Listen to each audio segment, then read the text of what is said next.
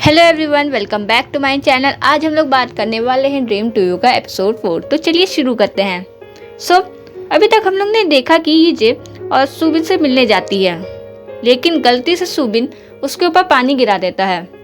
फिर सुबिन कहता है कि मैंने जैसा सोचा था तुम मुझसे पहले ही आ गई।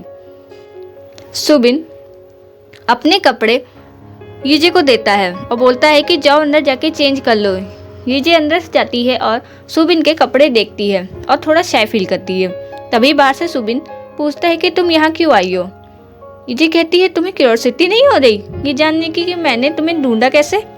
सुबिन बोलता है कुछ दिनों से मुझे कोई फॉलो कर रहा था, वो जू योंग जे था। उसने मुझे सॉरी बोला, कहा था कि ये बात सीक्रेट रखना। फिर यूजे उसे फूलों का बुके देती है और कहती है कि मुझे हिट करो। सुबिन उसके सिर पे करने ही वाला होता है लेकिन रुक जाता है। तभी यूजे हंसते हुए कहती है शो की रेटिंग बहुत हाई गई है, थैंक यू सुबिन। फिर क्लैप करते करते बोलती है कि इसीलिए मैं तुम्हें एक बार फिर शो में इनवाइट करने आई हूँ। सुबिन मुस्कुराकर कहता है थैंक्स बोलने का ये काफ़ी अलग तरीका है, तो तुम सिर्फ इसीलिए यहाँ आई हो। तब यूजे थोड़ा गुस्से में चिल्लाकर बोलती है तुमने फ़ोन ही ऑफ क्यों रखा है।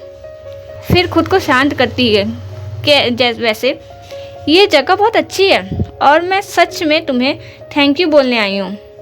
सीन चेंज होता है। यूजे सुबिन के पीछे भागने शुरू कर देती है, उसे फिर से कन्विंस करने लगती है।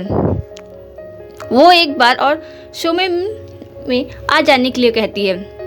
वो कहती है बस एक बार आ जाओ, सब कुछ बदल जाएगा। सुबिन पूछता है तुम मेरे साथ काम करने के लिए रेडी हो। यूजे तुरंत हाँ बोलती है।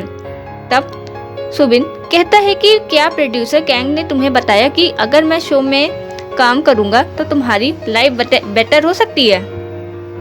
ये सुनकर यूजे स्माइल करती है, तो मतलब तुम हाँ बोल रहे हो। फिर सुबिन पूछता है तुमने कुछ खाया, और उसे खाने के लिए इनवाइट कर देता है। दोनों एक सिंपल से रेस्टोरेंट में बैठकर खाना खाते हैं। खाना खाते वक्त दोनों नॉर्मल बातें ही कर रहे होते हैं। खाना खाने के बाद खाना ख़त्म होता है। बाद में सुबिन बिल पे करने लगता है। इसी दौरान यूजे का फ़ोन बात करने लगती है। कॉल कट होने के बाद वो एक बार फिर सुबिन को शो में आने के लिए कन्विंस करती है। तभी प्रोड्यूसर कैंग का कॉल आ जाता है। प्रोड्यूसर कैंग पूछते हैं कि क्या हुआ, रिपोर्ट क्यों नहीं की, क्या सुबिन माना। यूजे कहती है सर मैं कोशिश कर रही हूँ, वो अपने नेक्स्ट प्रोजेक्ट में थोड़ा बिजी है। तभी सुबिन उसका हाथ से फ़ोन लेके बोलता है, प्रोड्यूसर से पूछता है कि अगर मैं शो में आ जाता हूँ तो क्या यूजे की लाइफ सच में बदल जाएगी। गेम देखकर यूजे तुरंत फ़ोन वापस ले लेती है और कहती है तुम पागल हो क्या कर रहे हो। सुबिन कहता है तुमने ही तो कहा था कि मेरे शो में आने से तुम्हारी लाइफ इजी हो जाएगी, मैं बस वही कर रहा हूँ। इतना कहकर वो हाँ बोल देता है और वहाँ से चला जाता है। यूजे बस वहीं खड़ी रह जाती है। दूसरी तरफ हाना का मेकअप हो रहा होता है। वो अपनी देख रही होती है और उसमें से एक फ़ोटो में सॉन्ग योंग होता है। उसकी फ़ोटो देखकर हाना मुस्कुराती है। फिर दिखाया जाता है कि कुछ लोग ऑडिशन सिलेक्शन के लिए वेट कर रहे होते हैं, जिनमें से सन योंग गिल होता है। जब रिजल्ट अनाउंस होता है तो पता चलता है कि सॉन्ग योंग गिल रिजेक्ट हो गया है। वो सोचने लगता है कि आखिर उसे रिजेक्शन क्यों किया गया। फिर वो बस में बैठकर वहाँ से चला जाता। सीन फिर हाना पर शिफ्ट होता है। डायरेक्टर कैंग उसे उसका शेड्यूल देने आते हैं। शेड्यूल देखकर हाना कहती है इसमें चेंजेस क्यों हैं और मुझे बताया भी नहीं गया। डायरेक्टर कैंग कहते हैं उस दिन तुम्हें सीईओ के साथ एक जॉइंट इवेंट अटेंड करना होगा। तभी मिस सू आती हैं और कहती हैं तुम्हें मेजर डोनर अवार्ड एक्सेप्ट करना होगा। फिर वो सबको बाहर जाने के लिए बोलती हैं और हाना से कहती हैं मदर और डॉटर की परफेक्ट पिक्चर कितनी लवली लगेगी ना, है ना। लेकिन इसी बात पर दोनों के बीच फिर से बहस शुरू हो जाती है। उधर यूजे और सुबिन वापस आ जाते हैं। सुबिन वो स्क्रिप्ट यूजे को वापस दे देता है जो कभी ईजे ने उसे दी थी। वो कहता है, ये तुमने मुझे दी थी, अब मैं इसे तुम्हें वापस कर रहा हूँ। ईजे कहती है, ओह तो तुम मेरा ड्रीम मुझे वापस कर रहे हो, जैसे तुमने कहा था। लेकिन अगर मैं इस स्क्रिप्ट को जला दूँ या फाड़ दूँ तो क्या?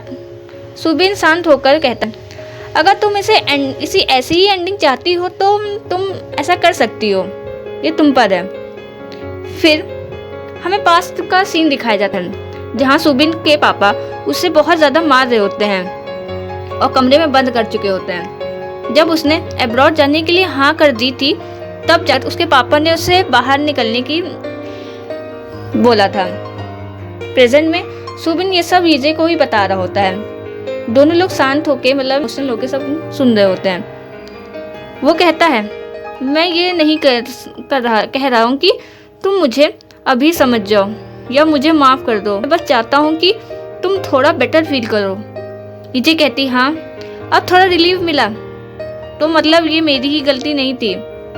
दोनों कुछ देर बिना कुछ बोले चुपचाप बैठे रहते हैं। फिर ईजे कहती है, लेकिन मैं अभी भी ठीक फील नहीं कर रही हूँ। सुबिन उसकी तरफ देखने लगता है। तब ईजे कहती है, तुम ये सब मुझे अब बता रहे हो और इसे कंफर्ट कहते हो? तुम्हें पता है सबसे वर्स्ट बात क्या है? जिस इंसान से तुम प्यार हो वो तुम्हें बैड बॉय की तरह नहीं बल्कि एक पैथेटिक लूजर की तरह याद रखता है। तुम एक पैथेटिक बास्टर्ड हो। इतना कहकर ईजे स्क्रिप्ट उठाती है और वहाँ से चली जाती है। सुबिन वहीं पे उदास बैठा रह जाता है थोड़ी देर। उसके बाद सुबिन बुके का फ्लावर्स को प्यार से एकदम फ्लावर पॉट में सजा रहा होता है। तभी उसकी ग्रैंडमा आती हैं और उसको हल्के से मारती हैं और कहती हैं कि तुमने बताया भी नहीं कि तुम वापस आ गए हो। दूसरी तरफ ईजे अपनी माँ से डिनर पे बातें कर रही होती है। डिनर के बाद वो अपने रूम में जाती है और स्क्रिप्ट देखने लगती है। नेक्स्ट सीन में सुबिन अपनी माँ के साथ रेस्टोरेंट में बहुत दिनों के बाद शांति से बैठा डिनर कर रहा होता है। उसकी मॉम कहती हैं, अब घर वापस आ जाओ, लेकिन सुबिन मना कर देता है और कहता है, जब भी वापस आऊँगा आने का फैसला करूँगा आपको कॉल कर दूँगा। जब वो वापस घर पहुँचता है तो देखता है कि टी शर्ट उसने ईजे को जो दी थी वो वहीं पे रखी हुई थी। उसको देखकर वो उदास हो जाता है। उधर ईजे रोड क्रॉस कर रही होती है। तभी उसका पर्स गिर जाता है और उसका सारा सामान रोड पे बिखर जाता है। जब वो सब उठा ही रही होती तब उसकी अपनी स्क्रंची दिखती है, जैसे कि वो वही स्क्रंची उठा रही है जैसी उसने उस टाइम उठाई थी जब उसका एक्सीडेंट होने वाला था। प्रेजेंट में वही सीन एकदम हो रहा होता है, बस फर्क इतना होता है कि उस टाइम कार थी, इस टाइम ट्रक था। उस टाइम एक्सीडेंट हो गया था लेकिन इस टाइम सुबिन वक्त पर आकर उसे बचा लेता है। उस पल दोनों को अपना पास्ट याद आता है। ये देखकर ये ईजे इमोशनल हुई है और वो रोड पर ही सुबिन को टाइट हग कर लेती है और जोर जोर से रोने लगती है। उसके बाद दोनों सबवे में बैठे होते हैं। सुबिन कोल्ड ड्रिंक का कैन खोलकर उस ईजे को देता है। ईजे कहती है, अब मैं कैरेट खाने लगी हूँ। सब कुछ बदल गया है लाइफ में, पता नहीं क्यों अच्छी मेमोरीज ही भूल जाते हैं और बुरी यादें हमेशा याद रह जाती हैं। सुबिन कहता है, शायद वही बुरी यादें हमें सबसे मजबूती से पकड़ के रखी हुई हैं। सीन चेंज होता है। ईजे जल्दी जल्दी अपना सामान शिफ्ट कर रही होती है। उसके हाथों में वही स्क्रिप्ट होती है और साथ ही उसके पास्ट की यादें भी चल रही होती हैं। उधर हाना का शूट चल रहा होता है। उसी शूट में सोंगयोंग का भी हिस्सा है। वो एक साइड कैरेक्टर का सीन प्ले कर रहा होता है। हर बात सभी लोग लंच करने के लिए जाते हैं, लेकिन सोंगयोंग के लिए कुछ भी बाकी नहीं होता है, सब खत्म हो चुका होता है। जब वो अपनी बाइक के पास पहुंचता है तो देखता है कि हाना उसी बाइक पर बैठ के किम्बक खा रही होती है।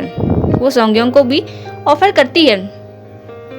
दोनों साथ मिलकर खाने लगते हैं। फिर सोंगयोंग कहता है कि मैं तब तक रुक सकता हूँ जब तक तुम चली नहीं जाती। ये सुनकर हाना ब्लश करने लगती है। फिर सोंगयोंग कहता है कि वैसे ये मेरी बाइक है जिस पर तुम अभी बैठी हो। हाना हंसकर कहती है, मैंने तुम्हें कहा खाना दिया है, तो अब तुम मुझे थोड़ी सी राइड करा दो। सॉन्गयंग मान जाता है और उसे बाइक पर घुमाने के लिए ले जा रहा है। दोनों लोग बहुत ज़्यादा मज़े करते हैं। सबसे ज़्यादा तो हाना करती है। बाइक राइड ख़त्म होने के बाद हाना को वो छोड़ देता है। जब बाई बोलने वाला होता है, हाना हेलमेट पहनी ही उसको थैंक यू बोलती है और हेलमेट पहने ही चली जाती है। नेक्स्ट सीन में मिस सू एक्सरसाइज कर रही है। तभी उसका मैनेजर आकर उन्हें शेड्यूल और अपकमिंग मीटिंग के बारे में बताता है। मिस सू पूछती हैं, हाना कहाँ है? मैनेजर कहता है कि वो किसी को ढूंढ रही, उसी से मिलने गई हैं अभी। इसी बीच सॉन्गयोंग वापस आता है अपने वहाँ हाना उसका वेट कर रही होती है। हाना कहती है, मैं तुमसे दोस्ती करना चाहती हूँ।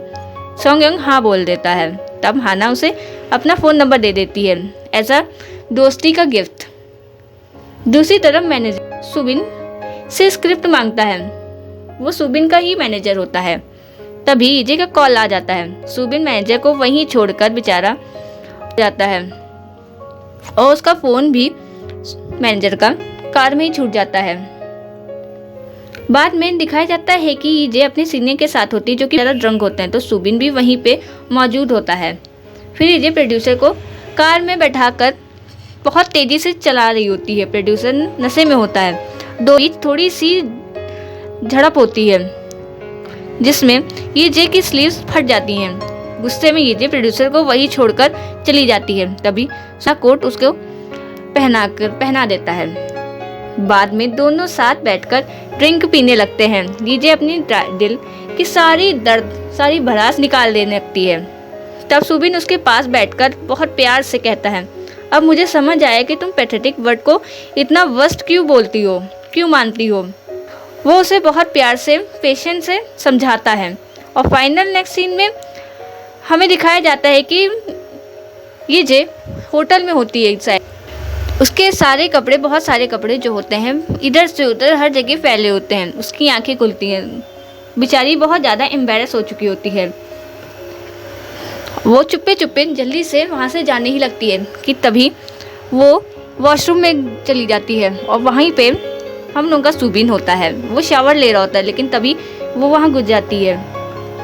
उसका दोस्त बाहर आ जाता है तो वो उसका मुंह बंद करके शावर में ही घुस चली जाती है।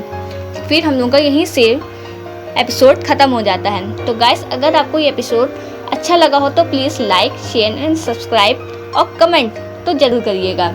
तो मिलते हैं नेक्स्ट एपिसोड में। तब तक के लिए goodbye and take care.